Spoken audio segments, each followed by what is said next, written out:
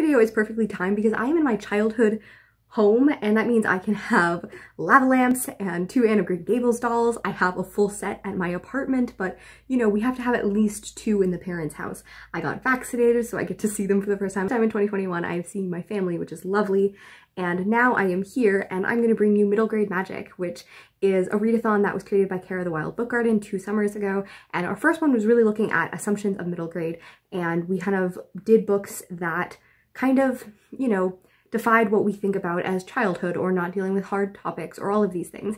And then last year we took authors and we took quotes by them, and we used that as a way to really talk about different things in books and how they can open people's worlds or help you see your own self and all of these things. So I'm really excited to have this back. It is going to be running from July 10th to July 18th, which is a Saturday until the next Sunday. So you have a full week, 8 days to do it, and it's gonna be great. Our co-hosts consist of 2 returning people, which is myself and Cozy Reader Kelly, as well as Yvette from Book Cave. And we have a special guest host, Olivia's Catastrophe, who will be doing a video at the end of the month for recommendations, so look out for her channel. I will have all of their linked, and when we have announcements, which should all be going up on the same day, I'll have them linked, so I encourage you to watch all of them as well. So we really wanted to take a lot of our favorite authors and make prompts out of them, and we're inspired by Jessie from Bow Ties and Books and their Blackathon videos, so I will link those below. And we had so many, we didn't want to discount any of them, so we'll have those on the Twitter, and I will have them written out in the description as well, so you can take any of these and use them. There's lots, so you probably won't be able to do them, but we encourage you to use them throughout the year. These are some great authors, and some of them are my favorites, some of them I haven't read, so I'm very excited to learn more about them, and I will be telling you about several of these. So our first prompt is inspired by Reynolds, and I absolutely love him as an author. I read Long Way Down, and I've had so many books on his middle grade books on my TBR that I've just been putting off for way too long. So this is a prompt to read a book by an Own Voices author that doesn't look at marginalization as the high thing of their story. And I think this is so important, to read stories that deal with just people living their own lives.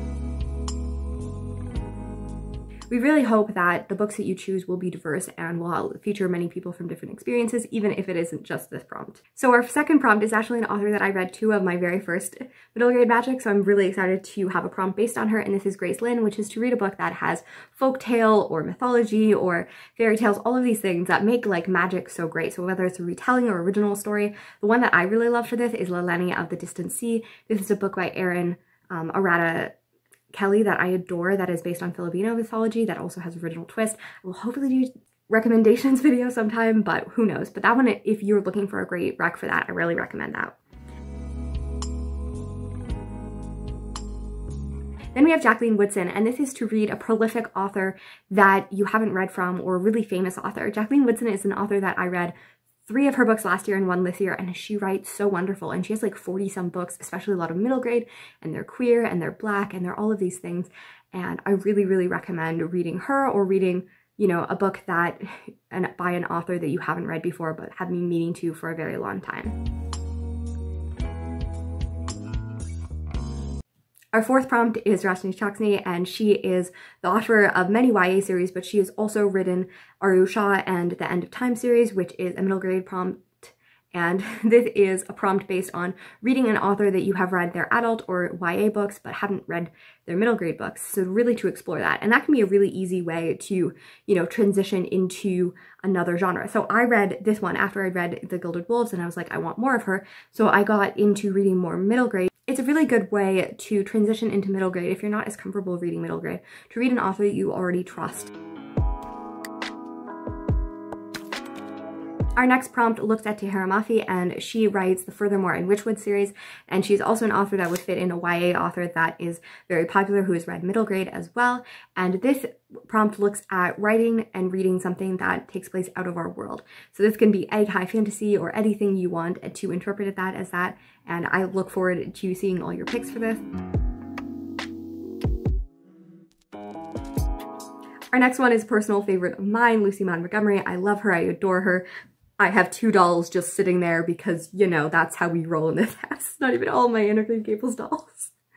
Anyways, so this is to read a classic, which I think is so lovely to read classic books. It's one of my favorite genres. Like Anne of Green Gables, there's many of things that start out as a middle grade and kind of go into YA, and I always love seeing that as well. You can also interpret this prompt as rereading a book that is a favorite of yours from childhood, or whenever you read it, but a middle grade book that is a favorite.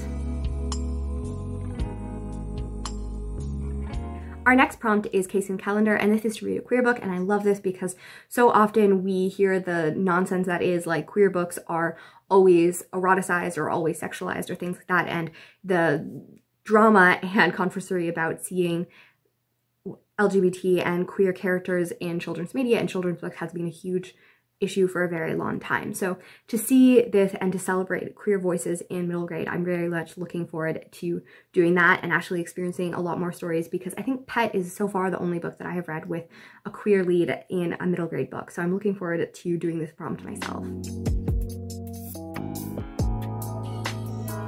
There are so many amazing prompts, and I'm going to have them all written in the description, and I'm going to link to the Twitter, which will have them as well. The beautiful illustrations by Kara, which are gorgeous. But the last one I'm going to highlight here for the sake of time is Kwame Alexander, and this is to read a novel in verse. I absolutely love this, and I think that it's such a great way to really get inside of the head and to celebrate beauty and to celebrate all of these things.